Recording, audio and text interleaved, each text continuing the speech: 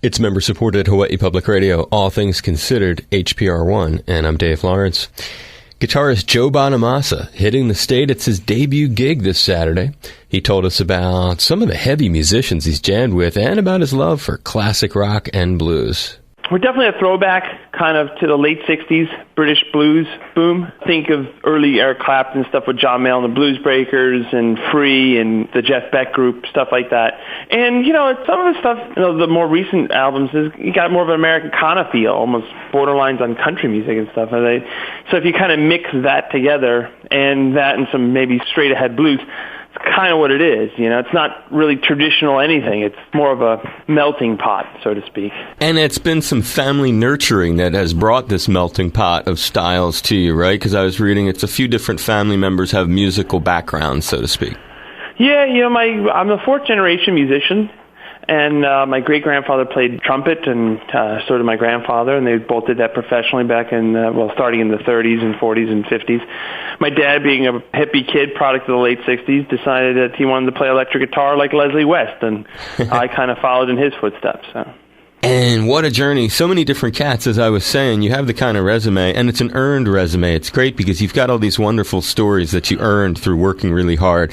Can you remember the first time that you opened for B.B. King? I read you were 12. Tell me how you accomplished something like that. May 24th, 1990. Basically, I was booked to do this show, and with B.B. King, because at that point I had a band of older musicians, and I was just playing, a set with them, and this promoter said, hey, why don't, this would be really fun. We got B.B. King coming to the Lilac Festival. It'd be nice to have Joe open up the show because it'd be like this young kid, and then the King. And I got to meet him, and he was very intrigued by kind of what I do and the age of how old I was. And basically it started now, what should be 23, 24 years I've known him, almost 25 years. So. What a relationship. He's taught me a lot about the business side of things. He's taught me a lot about the music side of things, and taught me how to carry myself. It's like, he's a humble cat, and not only is he the king of the blues, he's one of the nicest guys in the world. Was it more things you picked up just by observation, or was it ever like he would say something and you'd say, BB, tell me more about how to do that? A lot of it's by observation, just watching the guy work and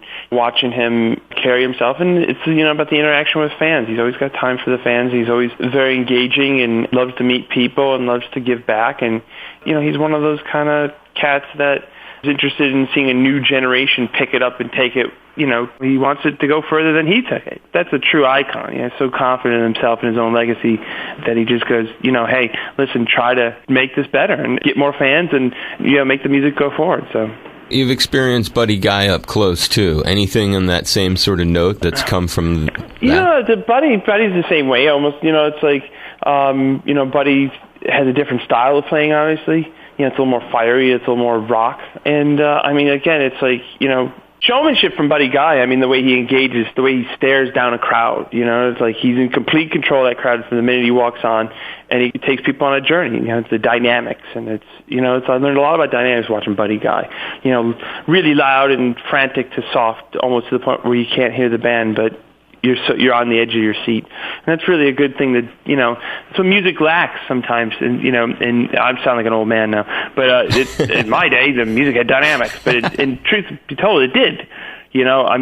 Records were much more dynamic. Now everything is just as loud as it can be all the time, from the downbeats to the choruses to the verses. It becomes taxing on the ear after a while, where if you listen to a Zeppelin record or anything that was done in the 70s, it's more organic in my opinion. It's not some computer playing, it's actually actual people. Yeah, I hear you on that. And speaking of people, I would say, you had a lot of memorable encounters, but the one with Clapton at that Royal Albert Hall gig, I gotta believe ranks high. Well, yeah, that was a big thing for me. Put me on the map in a lot of sense. I knew that gig was either going to be the beginning of the beginning or the beginning of the end. And luckily it was the beginning of the beginning.